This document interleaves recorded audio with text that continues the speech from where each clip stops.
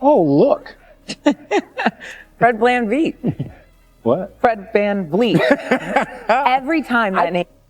8 rebounds, 8 assists. Rockets win the game. They force Game 7 in Houston tomorrow. Fred VanVleet just continuing his hot stretch. Over his last 3 games, he's averaging nearly 27 points on 59% shooting and 67% on threes. VanVleet, the first Rockets player with 25 or more points in consecutive games when facing elimination in the postseason since James Harden back in 2015. Let us say good morning to NBA analyst Quentin Richardson and senior Anscape writer David Dennis Jr. Q, let me start with you. The Warriors essentially waving the white flag in Game 5 to go for the win in Game 6 at home. That did not happen. Explain exactly what did happen down the stretch in Golden State last night. Actually, it was something that we might not have expected from the veteran-laden Warriors, man. It seemed like everything began to go the Rockets' way. 50-50 balls, loose balls. Like you heard Draymond in the press conference say that the team that wants the ball more usually gets it, and you're not used to the Warriors not being that team. And last night, everything began to snowball. You see the turnovers, you see the loose balls, you see the 50-50 balls, and then Fred VanVleet went crazy. And not only that, he had the 2 big men down inside outmatching and outworking the Warriors on the inside. So everything kind of went bad for them last night in that 4th quarter. Yeah, and you mentioned you don't expect that from a veteran-laden team. David, you wanted to go? Yeah. I mean, I totally agree there. I mean, that 4th quarter started off on the wrong foot with Gary Payton II fouling Fred VanVleet 6 seconds into that quarter on a 3-point play, which sort of begs a larger question here. Is if Gary Payton II is really the guy to be guarding Fred VanVleet. We've seen him being cooked by this dude. And, you know, if you got Gary Payton out there, the things you want him to do are to play defense, and he's not scoring. They're leaving him wide open, and he's too small to get those rebounds. So, you know, he's sort of a net negative. The team overall is 7 for 23 in open threes last night, and the Rockets are leaving guys wide open, which is why, for me, I think that they should probably go to Moses Moody a little bit more to defend Fred VanVleet. He was there at the beginning of the season when VanVleet was struggling. He's got some length. He's 39% from 3, and he can crash those boards. I think that may be an adjustment that can help quell some of that Fred VanVleet stuff. But this dude is on the heater right now. Yeah, they need to do something to adjust. Listen to this. VanVleet has 3 straight 25-point games. For the first time in his playoff career, he's made 18 three-pointers over that span, which is a franchise postseason record. That is just ridiculous. All right, Q, Steph, Draymond, Jimmy Butler combining to play in 9 Game 7s. That is 1 fewer than the entire Rockets team. Where are you putting your money on Golden State's experience or Houston's momentum going into Game 7? Listen, this is a tough one for me right here, Jay. I mean, I've been rolling with the Warriors' experience the last couple, and right now it hasn't yielded me anything. Right now, we all know that when you get to Game 7, everything kind of goes out the window. So I don't know if we should throw the experience out the window, because if Golden State goes and wins, everybody will say, well, the experience is what won it for them. But I don't know, man. I think right now, I'm on the side of momentum, because the way that the Warriors haven't responded to the way that the Rockets have played against them the last couple games.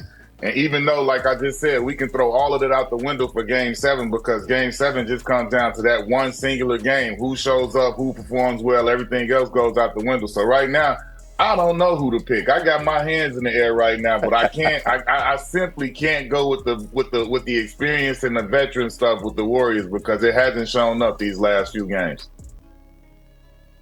Yeah, well, I kind of don't know either, but I'm going to stand on business a little bit and go with the Warriors. I'm going to make a pick right now. Okay. And say the Warriors. And it is, yeah, I would do that. It's a little bit based on that experience that we're talking about. We know what Steph Curry can do. He's averaged 32.6, 7, and 6.5 in Game 7. And we saw what he did in the last Game 7 he had against the Kings, putting up a 50-burger. Jimmy Butler just went into Boston and won a Game 7 and almost won another one in Game 7 against Boston. They have that experience, but they got to figure that big man lineup, Q, that you mentioned. They got to figure out that zone that kept them missing 15 of their first 16 shots in that 4th quarter. They got to figure out Steven Adams. He is a plus 53 while on the court. All of those things matter. I think the Warriors may need a third scorer to help, but I am leaning on playoff Jimmy, Game 7 Steph to pull this one out.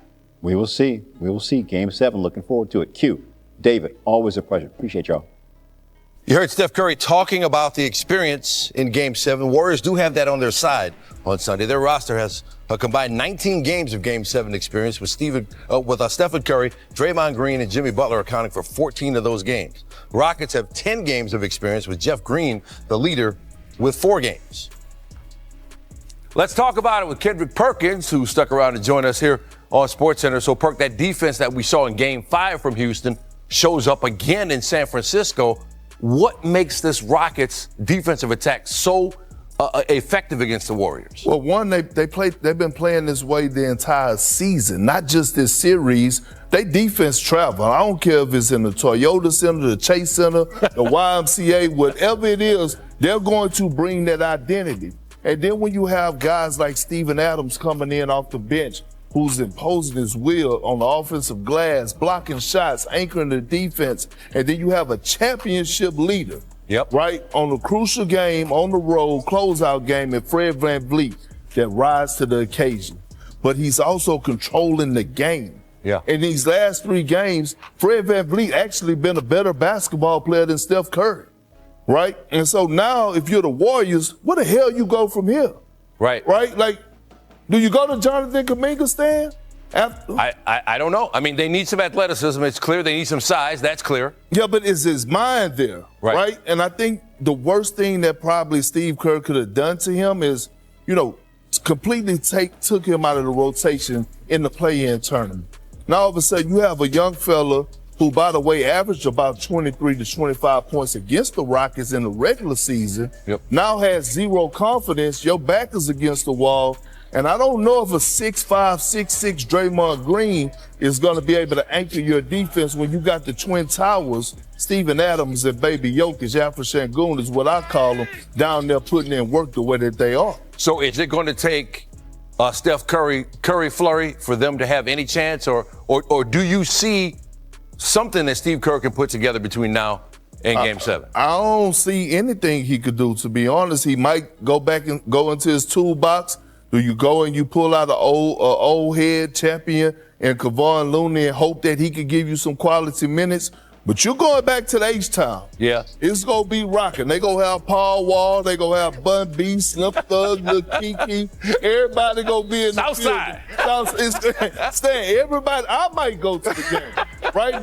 But this young team that already thrive off of defense and intensity, you don't know, like, imagine what that crowd is going to do for them. So, I mean, they definitely got their hands full. I would never count out Steph Curry and play off Jimmy. But they definitely better get on that plane and strap their shoes up before they land in Houston come Sunday. All right, so 2 Game 7s now to end out the first round. All right, we'll take it. Got some action. Hey, Perk, thanks for hanging out with us. Thanks for. What's your favorite team? Comment below, and if you liked the video, please leave a like. This really helps the channel grow and brings you even more content. Oh, and if you're not subscribed yet, what are you waiting for?